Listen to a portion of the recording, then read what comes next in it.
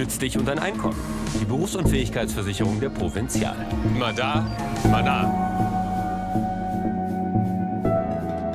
So, recently, Crazy Blocks updated the game to version 62.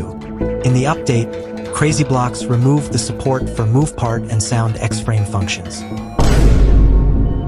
In this video, I will show you how you can convert your map to the new Timelines update. Before we start, thank you so much to Gam73 for writing this script. Gam literally saved everyone's lives with this. I will put their profile in the description. If I join the map right now, it will say this. To fix it, copy the script I put in the description. Then go into Roblox Studio and paste the script here. Then press enter and everything should be done automatically. After that, just update your map to FE2CM and you're done.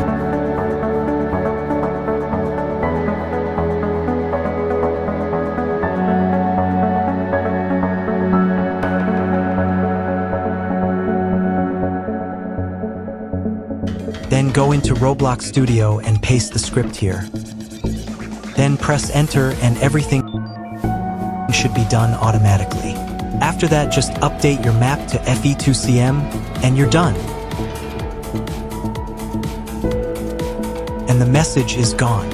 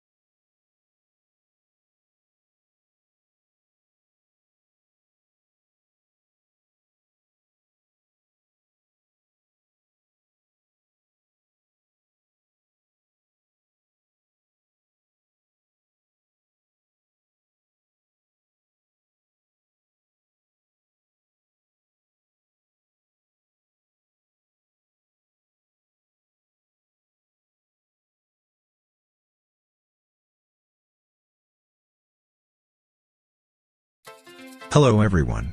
Welcome back to another tutorial episode. Today I will explain to you how you can make timelines, buttons and more. Stick along to the end so you don't miss any important details. With that being said, let's start with the tutorial.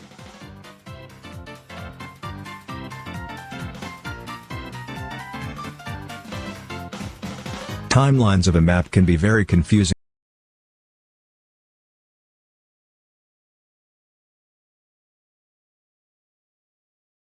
when you first learn them. I am going to try my best to explain them to you. I have created a new and updated timeline toolbox, link in the description.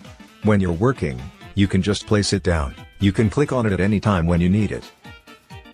An X-frame is an object value that runs when it's inside in a timeline configuration. In the value and the attributes you tell the game what to do in a certain way. Every X-frame has 3 standard attributes.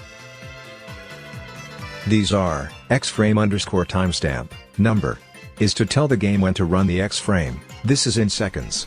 For example, if you want the X-frame to run at 1 minute and 36 seconds, it should be 96. X-frame _ length is how long it takes for the X-frame to finish. For example, when you are moving a part, how long it takes to move. X-frame _ function.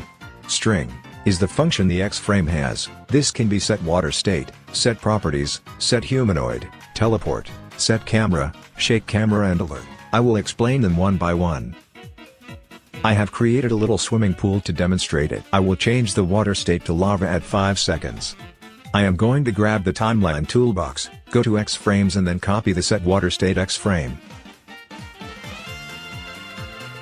I will paste it into the flood timeline configuration. The value should be the part that is affected by this X-frame, so I select the water part. Then in the state attribute, you type the state, so water, acid or lava. In this case I will set it to lava. The length doesn't matter in a set water state X-frame, then set the timestamp you want it to happen. In this case I want it to happen at 5 seconds.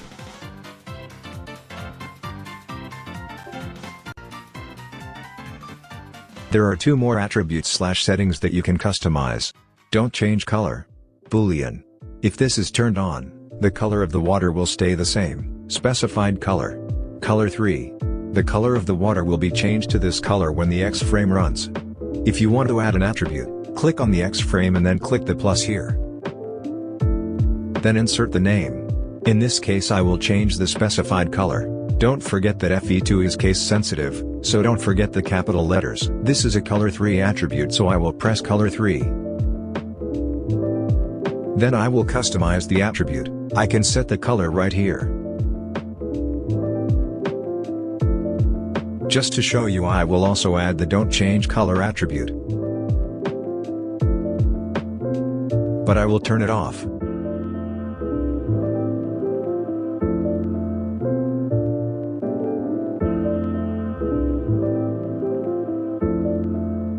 The set properties X-frame is by far the most useful X-frame function. This X-frame allows you to set any property of a part, for example the size, position, color, transparency and so much more. I will put the X-frames in numerical order.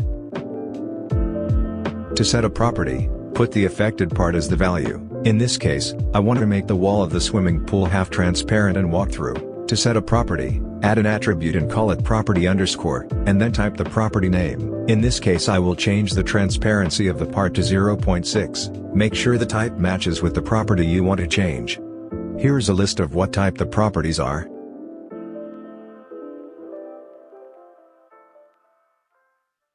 In here type the value you want to set the property to. I'm also going to turn off the can collide so you can walk through the part.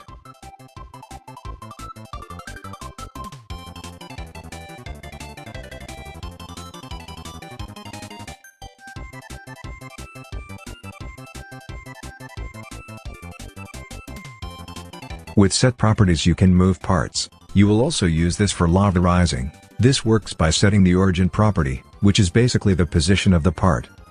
When using set properties, there is an attribute you can use. This is the operator attribute, string.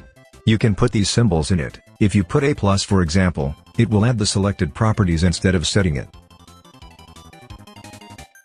I am going to make the first platform move out of the ground at the start. I do this by grouping the parts that are going to be moved together. I give it a name and I prefer to put it into the geometry folder outside of the gameplay folder.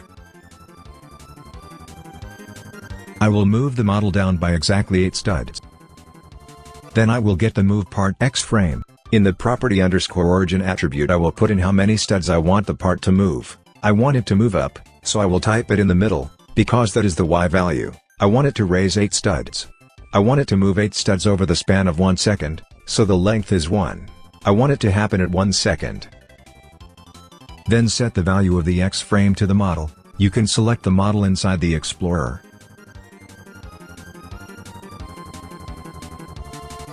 To make the moving more smooth, you can use tweening. Just create an attribute called tween_easing style and tween_easing direction, then you can see a video here what they all are.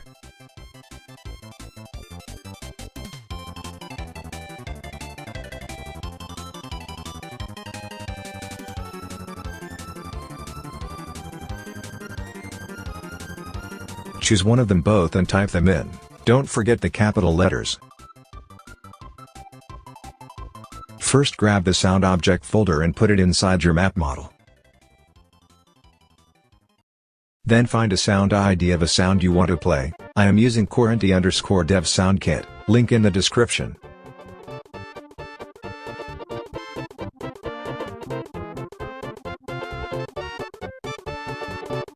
Once you found an ID, copy the ID or this link and paste it into the sound model inside the sound object folder.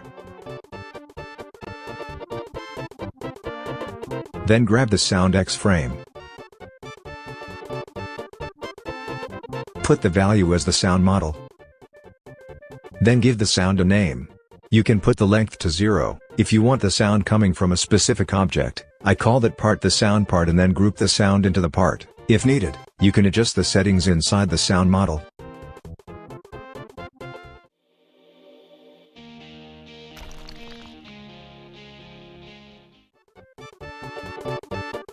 The Alert X-frame allows you to send alerts like this one. This one is pretty simple, the value should be empty, then in the attributes you can change the message, duration, and color and timestamp.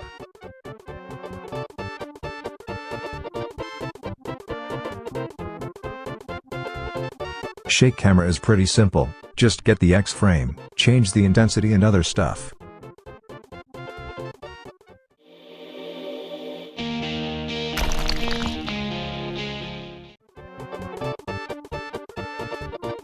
Button timelines are very easy. I will first show you the legacy button functions. These are appear, fade and fall.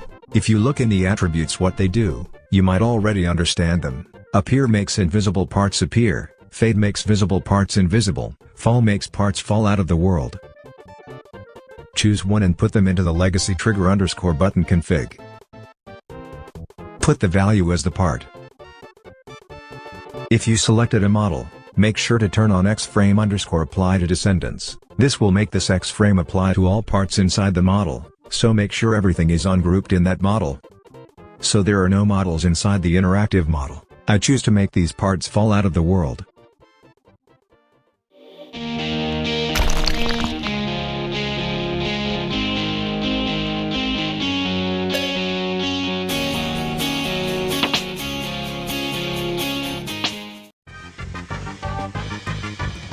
If you want to use other timelines than the legacy ones, you just put the X-frames inside the button_timeline config. I am going to use a sound when the part falls. I will be once again using the Quaranti_dev sound kit. When the X-frames are in button timelines, set the timestamp to 0.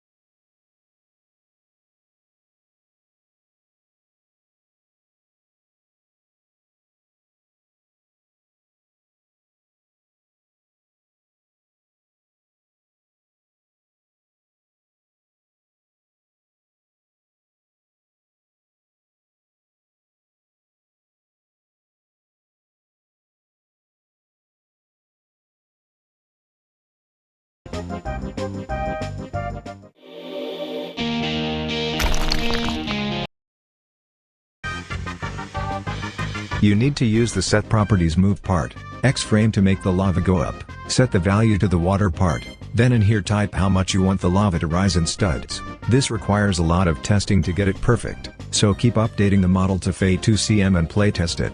You can test how high it will go if you enter a certain amount of studs.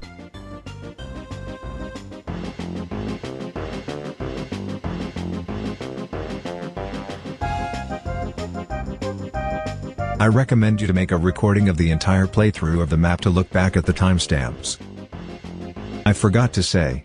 In the template you can see only one button timeline. If you want to get a timeline config for other buttons, duplicate it and rename it, then remove everything that is inside and go into the attributes and set the trigger underscore button to the right button number. The same goes with interactive folders and sounds.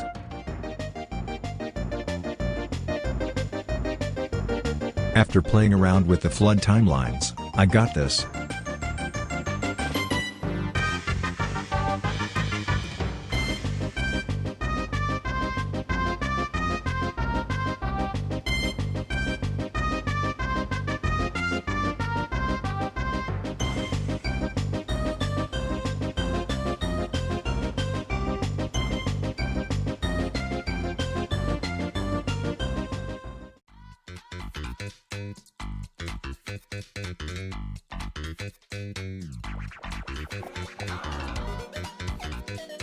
Remember, the lava pacing is a huge factor for the map star rating. I recommend to keep the pacing consistent. The timelines that aren't mentioned in this video will be explained in the advanced map tutorial that is coming. You have made it to the end of this video. I hope you now know how timelines work. If you have any question,